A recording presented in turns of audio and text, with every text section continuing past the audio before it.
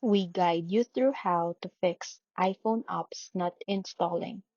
So the first thing you need to do is to open or check your internet connection, switch between Wi-Fi and mobile data, then try downloading the app again. Next, check your iPhone storage by going to Settings, tapping General, and selecting iPhone Storage. If your storage is full, remove unused apps, photos, or files to free up your space. You should also restart your iPhone because a quick reboot can fix temporary software issues that prevent apps from reinstalling or installing. After that, open the App Store, tap your profile icon, and check if your Apple ID has any payment or account issue. Make sure your iPhone is updated to the latest iOS version by going to Settings, General, and Software Update.